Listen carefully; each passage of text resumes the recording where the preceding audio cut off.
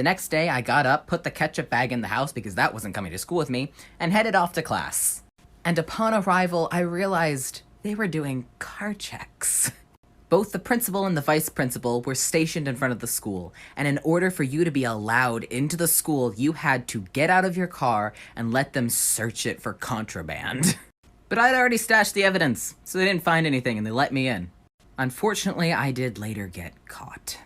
You see, on the day of the initial prank, I had told a couple of girls who I thought I was friends with, evidently not, that I was going to plant these mini ketchup bombs and that they should, look before they sit.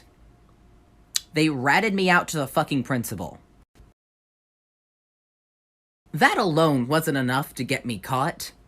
What ended up being the final nail in my coffin is I had brought ketchup packets to school in a chip bag because I wanted to have ketchup with my hot dog at lunch that day. I was also already on thin ice because I had glitter bombed my IEP teacher.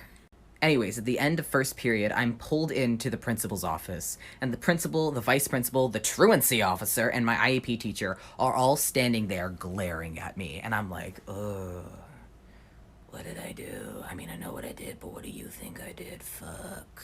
They interrogated me for like 20-30 minutes in this tiny office, surrounded by people bigger than me, screaming at me, until it triggered an anxiety attack because my PTSD is linked to being trapped in a small space, and through tears, I told them whatever they wanted to hear just to get them to stop, and confessed. So they called my mother to inform her that I was the ketchup bandit, I was no longer allowed to walk at graduation, I was not going on the senior field trip, and I was not allowed at the senior after graduation party because it had taken their janitors 3 hours to clean up ketchup. To which my mother responded, wait a minute, hold on a minute, let me get this straight. You took a child who has severe anxiety and PTSD linked to small spaces and police, and stuck him in a small room surrounded by 3 adults and a policeman, and interrogated him for 30 minutes until he cried and confessed.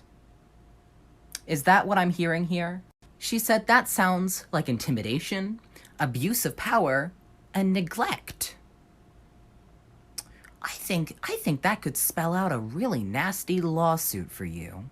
My principal sputtered in response and said, but we have to punish him somehow. And she said, no, by all means, punish him. But here's how the punishment is going to go.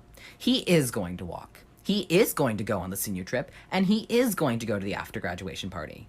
All you're allowed to do in this situation is put my child in ISS and let him finish his art project for his final. Anything beyond that, and I will sue you. And so that's what happened. I got stuck in ISS to finish my art project.